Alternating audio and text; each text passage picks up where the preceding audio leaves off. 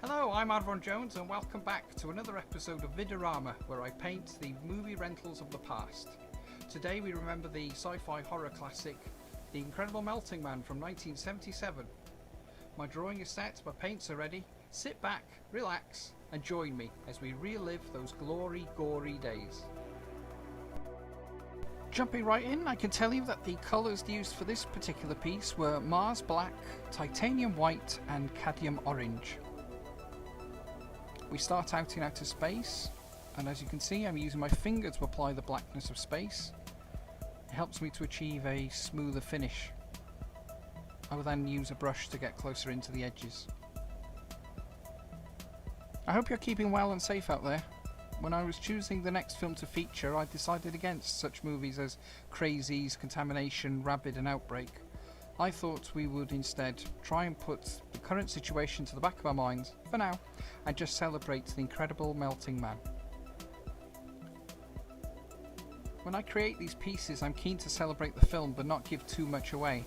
I want the piece to be spoiler free, but at the same time be interesting enough to reel in anyone that hasn't seen the movie yet. What I can tell you is that this movie is about a doomed space mission. 3 astronauts on a mission to Saturn make the mistake of looking at the sun through the rings of the planet. It exposes them to radioactive cosmic rays, and only one of the 3 survives. Having made it back to Earth, he's now radioactive and his body starts to break down and melt. He escapes from hospital and we discover that consuming human flesh slows down the melting process, and opportunities to slow the process down present themselves in the form of nurses, generals, fishermen, pensioners stealing lemons. I'm now adding faint random stars by flicking the paint from the end of a paintbrush with a cocktail stick.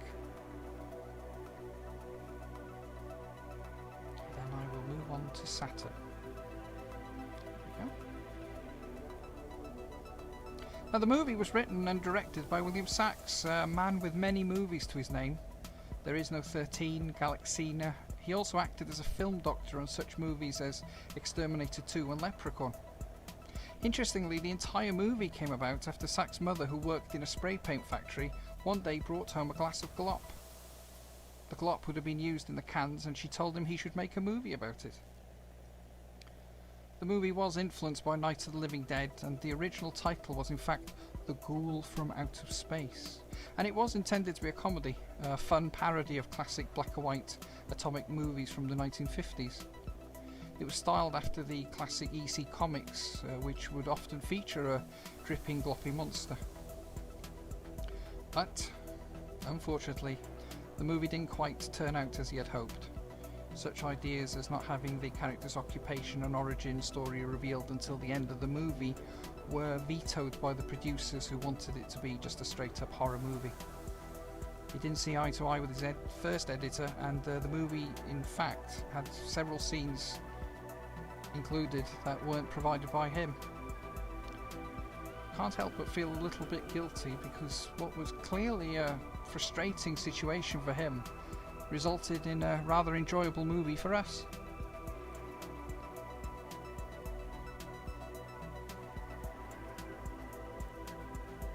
Now I'm working on the melting man himself, the man who endured all that latex and ghoul glop, as it was referred to on the set, Alex Rebar, who played Colonel Steve West. An American voice actor, he often provided voiceovers to Italian movies for American distribution. Looking at his IMDb page, he also appeared in such shows as Incredible Hulk, Chips and Murder, She Wrote. But he's also a screenwriter, and he was responsible for Demented and To All a Good Night from 1980. Although this scene wasn't part of Sachs' vision, I wanted to have Steve West feature in the painting pre-melt in his astronaut suit.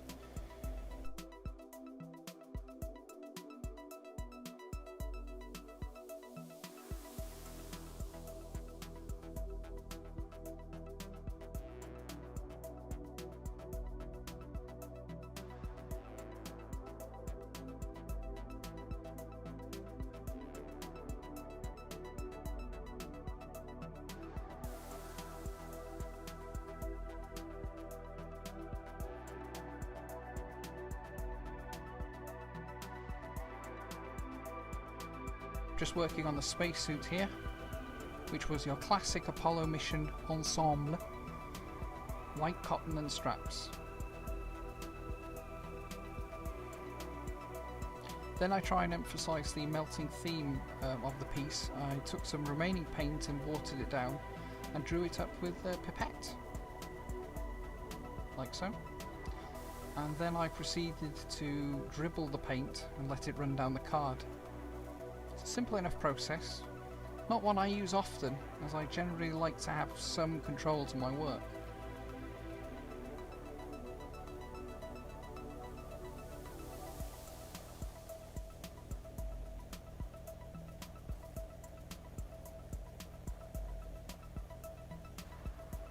Then once it's dry, I went back with a white pen and I made a few of the stars seem even brighter.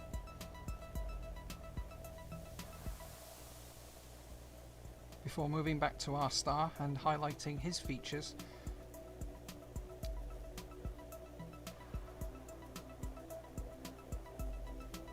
as we move on to the first stage of the transformation, this is the moment having returned to Earth. He looks in the mirror and discovers what the radiation has done to him, which results in him going into a rage, and it kicks off his rampage. As I add these colours, I will, for the benefit of those of you who have not seen my previous videos, I'll explain my process. Having watched the movie and taken notes, I will create a rough sketch. Then once happy with the layout and the likeness, I will photocopy the sketch to thin card for painting.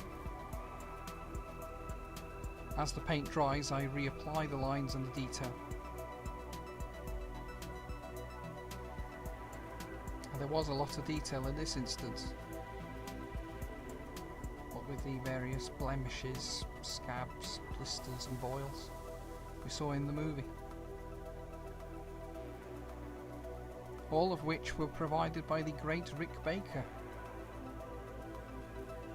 If you follow these kind of movies, then you will certainly know who Rick Baker is. He has worked on so many movies over the years. Star Wars, An American Werewolf in London, The Howling, Michael Jackson's Thriller. If I keep going, Harry and the Hendersons, Gremlins 2, The Grinch, and Men in Black 1, 2 and 3. I'm sure many more will come to me after I finish recording this.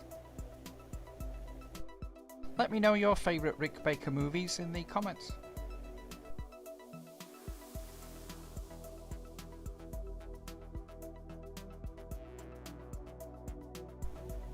Bop and bop.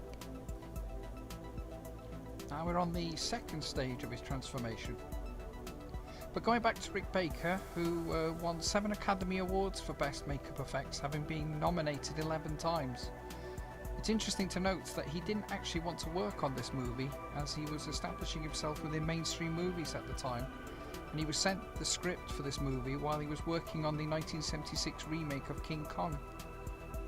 Having worked on such movies as Octoman, The Thing with Two Heads and It's Alive, he didn't really want to go back to working on low-budget movies again, so he requested what he thought to be an outrageous amount to do the effects, and to his surprise they accepted, and so he did it. And what an amazing job he did too. Now you may have noticed there that I was applying the paint with the end of my finger. I use that method to create a smudged look. I then go back with some extra paint and add the streaks and the stains to the painting.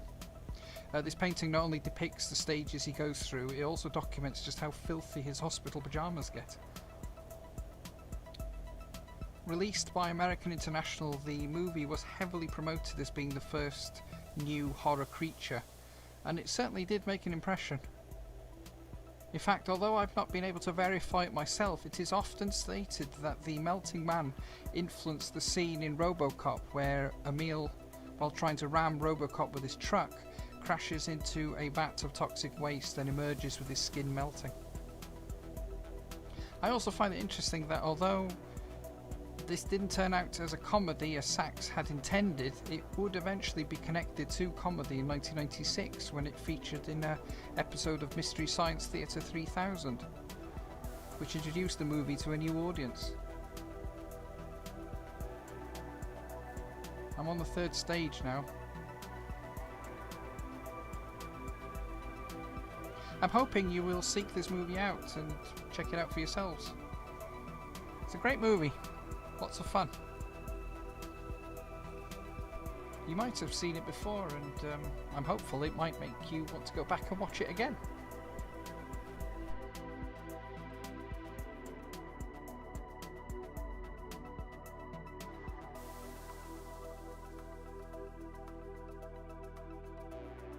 Just messing up the hospital pyjamas again. Now I'm going to use my pipette method again. Having got the right consistency, I then angle the painting so that the paint will run in the correct direction. I hope to use this method again in the future. Several movies spring to mind. Let me know if you can think of any in the comments. The pyjamas are essentially the background at this stage, so once I'm happy with it, I start on the hand, which is also layered. I wanted to use several variations of the orange in this piece. I enjoyed working on the entire painting, but I was especially looking forward to working on the main figure here. Just working out the logistics, the direction that the ooze would move as it makes its way downwards. Sun casting a nice effect there, isn't it? I'm often asked how long it takes me to complete one of these paintings, and I always manage to forget to answer. It varies. Some paintings require more attention than others. Thankfully, acrylic paint doesn't take too long to dry. But I did time it. This piece to paint on and off took me just under 48 hours to complete. It can sometimes take longer. I think I spent an hour and a half, 2 hours on this hand, just to get it the way I wanted.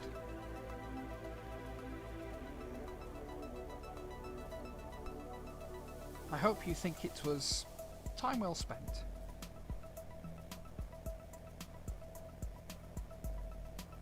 You will find the completed image on my Instagram page.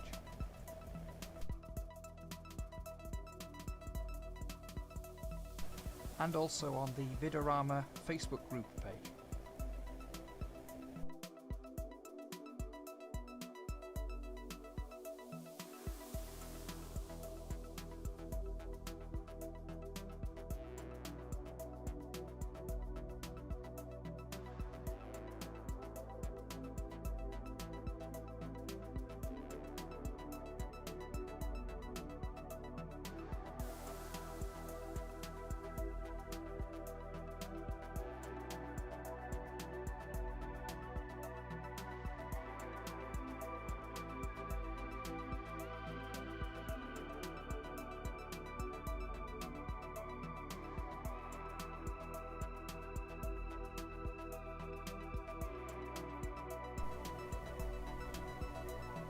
And now I'm working on the Melting Man's facial features. Or what's left of them anyway. Now it seems I'm talking to myself here. That's because I was live streaming the process on Facebook. You can see my palette there. I've been asked about those. I use old scratched CDs and DVDs as paint palettes. As with any paint palette, I add the colours I need and I mix them accordingly. I'll have my main colour and then I'll use the black to darken and the white to lighten accordingly.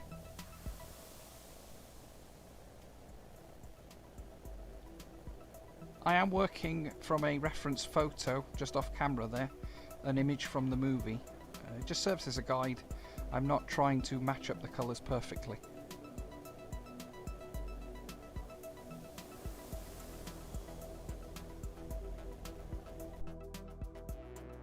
There's my palette again.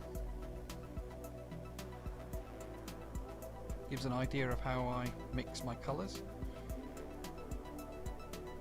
I'm just layering the colours at this stage.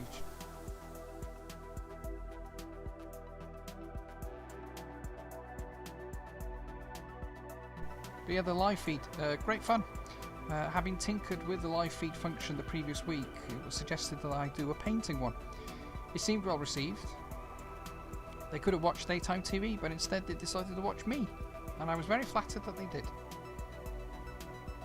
If you did join me, thank you again for your company. What especially pleased me was that during the live feed, other artists were working on their projects along with me. So it was everyone staying at home, painting, needle crafting, drawing comics, painting rocks, and helping to beat this horrid situation we're in by being creative. I don't know about you, but I thought that was fantastic. Even Omnibot joined in.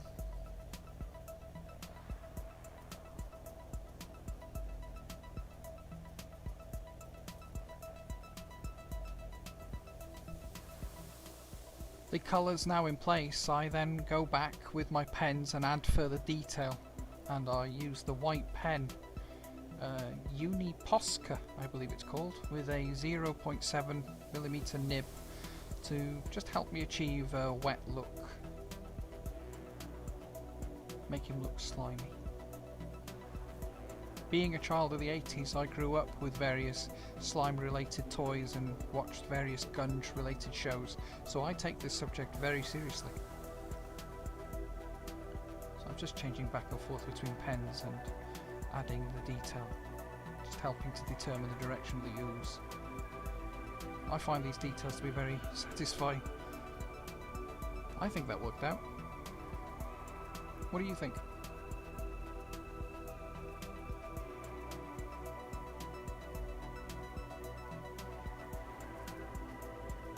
Now, as we approach the end of this video, I'm hoping that I will have earned a thumbs up from you. Perhaps even inspired you to click the subscribe button. If you like this sort of content, but you're still not convinced, then please check out my other videos. Many others can be found there. At the time of uploading this video, I'm just 2 subscribers shy of 100, which is amazing. I would like to thank everyone that has supported the channel thus far.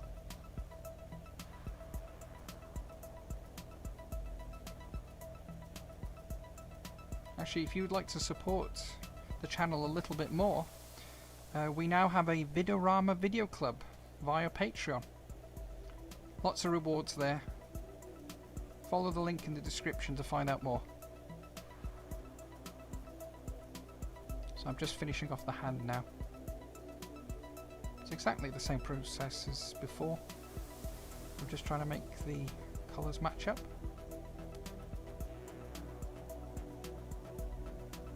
If I have missed anything and you have any questions, just let me know in the comments and I will get right back to you.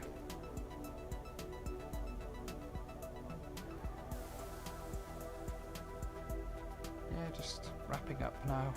Just adding the last remnants of flesh to his hand. So I clean the brush, and then I will add the all-important tracking lines, which helps to give it that authentic VHS look. Before I add my signature to it, making it official.